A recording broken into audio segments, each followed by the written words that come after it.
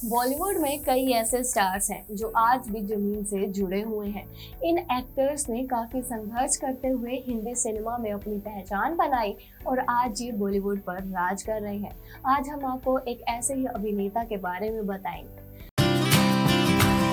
Please subscribe to our channel. तो hello and welcome guys, मैं हूं कोमल और आप देख रहे हैं स्टूडियो अड्डा। कालीन भैया का रोल निभाकर लोगों के दिलों में अपनी जगह बना चुके पंकज त्रिपाठी का एक्टिंग में कोई भी सानी नहीं है। अपने अब तक के करियर में वो गैंग्स ऑफ वासेपुर, फुकरे, मसान, बरेली की बर्फी, स्त्री, लुका छिपी, कागज और मिमी जैसी कई बेहतरीन फिल्मों में नजर आ चुके हैं। लेकिन शुरुआती दौर में एक्टर ने काफी संघर्ष किया है। एक्टिंग में उनका इंटरेस्ट शुरू से ही था। शायद यही वजह थी कि छोटे छोटे किरदार के जरिए आज वो बॉलीवुड में धाक जमाए बैठे हैं।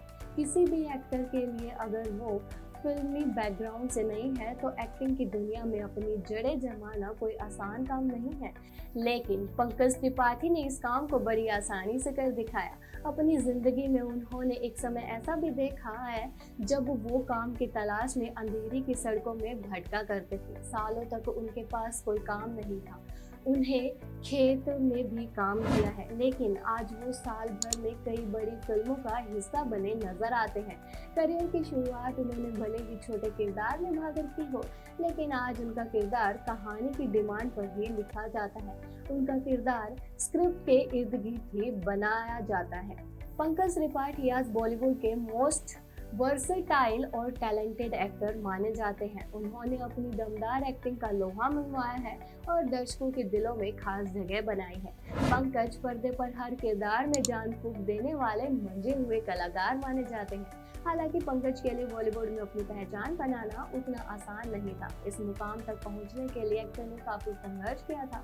5 सितंबर 1976 को बिहार के एक गांव में पंकज का जन्म पंडित बनारस और हेमवंती त्रिपाठी के घर में हुआ था। पंकज त्रिपाठी अपने माता पिता की चौथी संतान थे। वे घर में सबसे छोटे थे।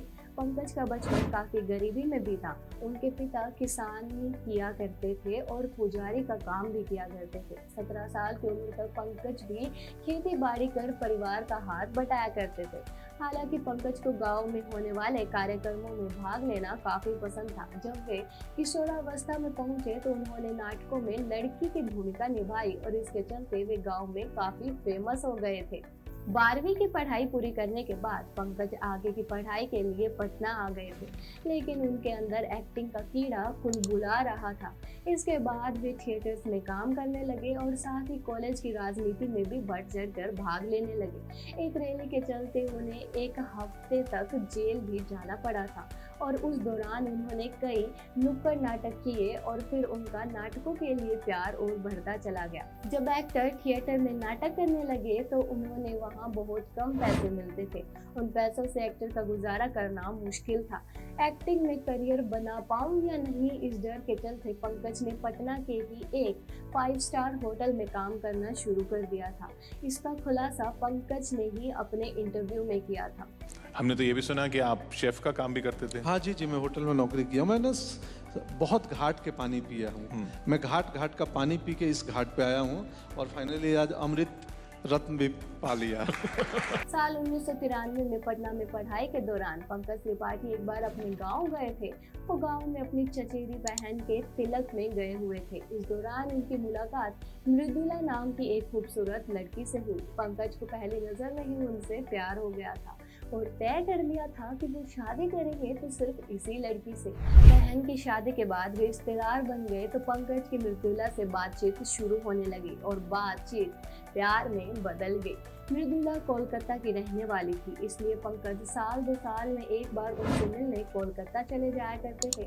पटना में पढ़ाई पूरी करने के बाद पंकज साल 1999 में एक्टिंग सीखने दिल्ली चले गए और नेशनल स्कूल ऑफ ड्रामा यानी कि NSD में दाखिला ले लिया। इस दौरान पंकज और मृदुला एक दूसरे से चिट्ठी के माध्यम से जुड़े रहे। हफ्ते में कभी PCO कॉलिंग कर लिया करते थे। इस बीच इन दोनों का प्यार शादी तक पहुंच चुका था। आखिरकार साल 2004 में घर वालों की सहमति से पंकज और मृदुला ने शादी कर ली। साल 2004 में जब पंकज और मृदुला की शादी हुई तब वो नेशनल स्कूल ऑफ ड्रामा के फाइनल ईयर के स्टूडेंट थे। लव मैरिज की थी, इसलिए पत्नी को गांव में रखना उचित नहीं समझा और शादी के बाद पत्नी को लेकर दिल्ली आ गए। इस दौरान रहने का कोई ठिकाना नहीं था, इसलिए मजबूरन 6 महीने तक पत्नी के साथ एनएसडी के बॉयज हॉस्टल में छुपकर रहना पड़ा।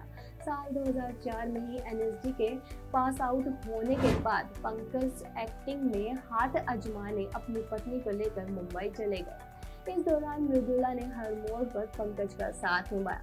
उन्होंने बताया था, मुझे याद है कि मेरे पास कोई काम नहीं था और मेरी वाइफ मुंबई के एक स्कूल में पढ़ाती थी। वो अकेले ही घर चलाती थी, जिससे घर की बुनियादी जरूरतें पूरी हो जाती थी।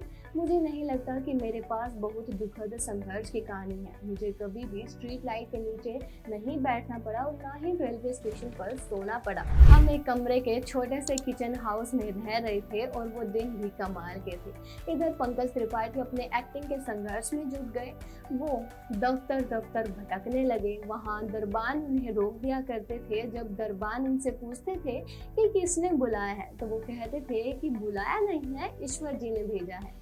जब इधर कास्टिंग डायरेक्टर उनसे पूछता तो वही जवाब देते कि ईश्वर जी ने भेजा है। फिर वो पूछते कि कौन ईश्वर जी, तो पंकज त्रिपाठी ऊपर वाले की तरफ इशारा करते और उनकी बात सुनकर कई लोग तो हंस पड़ते थे और उनके सेंस ऑफ ह्यूमर की तारीफ करते, लेकिन कई लोग खफा भी हो जाते थे। पंकज त्रिपाठी को भटकते भटकते काफी वक्त लगा। साल 2004 में पंकज ने एक टाटा टी के एड में नेता बनने की भूमिका अदा की थी। मैं आपका वोट मांगने आया हूँ। अरे आइए ना सर, बैठिए।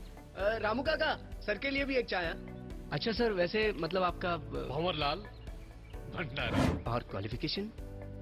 क्वालिफिकेशन? चलिए छोड़िए, अपना वर्क एक्सपीरियंस बताइए। 25 साल से हैं इस लाइन में। सर वर्क एक्सपीरियंस मतलब कंस्ट्रक्शन, वाटर वर्क्स, इंजीनियरिंग। अच्छा, हमारा इंटरव्यू ले रहे हो क्या? सर इतनी बड़ी जॉब के लिए अप्लाई किया आपने? कौन सा जॉब? देश को चलाने का जॉब सर।